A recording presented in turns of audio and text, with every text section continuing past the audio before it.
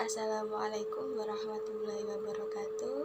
Perkenalkan, nama saya Nikita Setia Dewi yang akan mewakili dari kelompok 7 dengan anggota saya dengan Mbak Vina Nikmatul Khairiyah.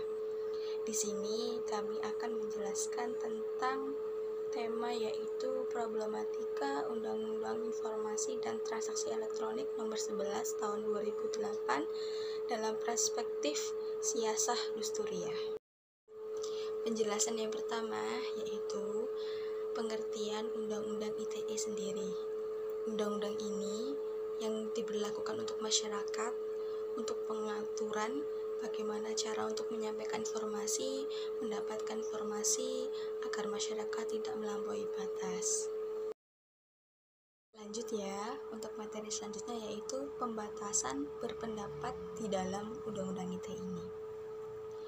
Dari awal, Undang-undang ini memang diberlakukan untuk masyarakat yang bertujuan untuk mengatur dan memberikan etika masyarakat dalam menyampaikan pendapat, menyampaikan informasi, dan menerima informasi, bahkan menyebarluaskan informasi. Namun banyak masyarakat awam yang tidak mengerti bagaimana sebenarnya implementasi undang-undang ini, karena mereka berpikiran, saya tidak mengerti karena saya takut untuk menyampaikan pendapat, saya takut untuk menyebarluaskan pendapat, karena saya takut akan menerima beberapa jeratan pasal dari undang-undang ini, seperti pasal 27 ayat 3 yaitu tentang pencemaran nama baik. Padahal di dalam benak masyarakat pun tidak ada tujuan untuk mencemar nama baik, mereka hanya untuk menyampaikan pendapat gitu. Jadi undang-undang ini tuh tidak bisa dipahami, maksudnya tidak bisa mengerti mana menyampaikan dan mana menyebarluaskan. Oke, kita lanjut lagi. Kita akan menyambung hubungannya dengan siasah dusturiyah. Siasah dusturiyah itu merupakan bagian dari fikih siasah. Dalam konteks dusturiyah ini akan membahas tentang bagaimana konsep konstitusi itu sendiri dan asal muasal perundang-undangan itu sendiri. Di dalam dusturiyah ini juga akan membahas bagaimana sih konsep negara hukum dan timbal balik pemerintah dengan warga. Lanjut, siasah dusturiyah. Kita kembali dari awal ya, tentang bebas berpendapat.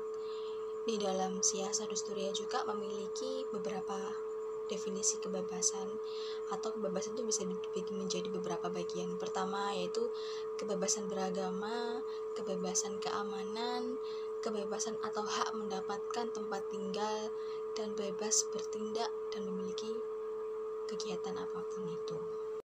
Lanjut. Nah, di sini poin pentingnya ya. Beberapa masyarakat juga berpendapat bagaimana sih sebenarnya pandangan Islam kalau kita dilarang untuk menyampaikan pendapat.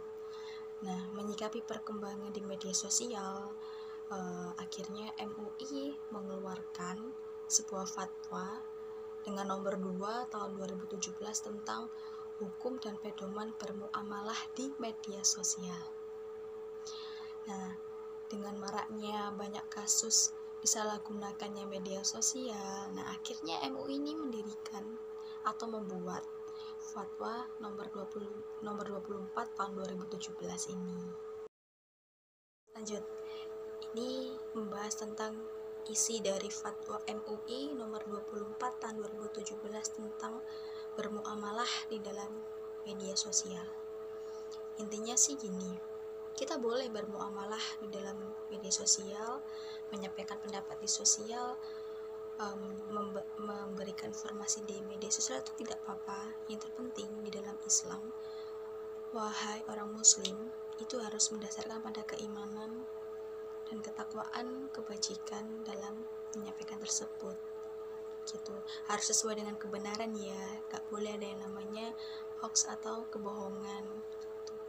Dan harus bertujuan amal ma'ruf nahi munkar, yang memberikan ajakan untuk perbuatan baik. Terakhir ya, sebelum kita mengakhiri materi ini, saya akan memberi kesimpulan dari awal.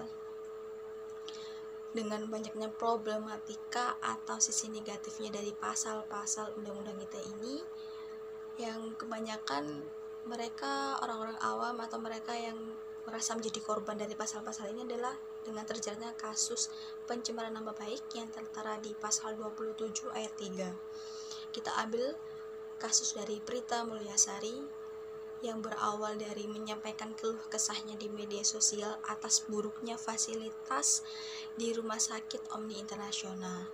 Namun keluh kesahnya ini tersebar luas lalu sehingga terdengar dari pihak rumah sakit.